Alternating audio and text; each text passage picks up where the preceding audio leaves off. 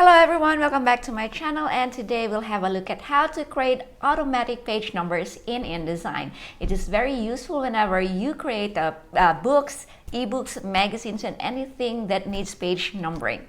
Oh, and don't forget to subscribe to my channel if you haven't done that already for more design tips like this. So let's get on it.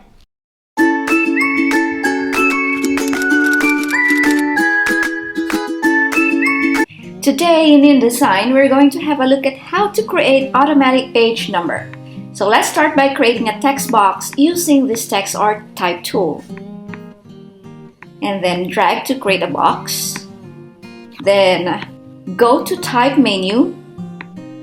And then insert special character. Then go to markers and current page number. Now let me scale up my number so you can see it better. Then go ahead and add a few more pages. Alright, now you can see, let me show you. Next thing we do is drag this one across the other pages by holding the Option key and just drag and drop it. So as you can see, it automatically adjusts the numbers. And there you go.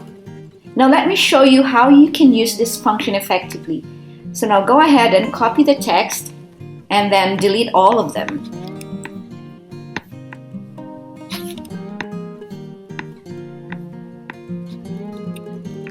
Then go to your master page, this one here, and paste it here.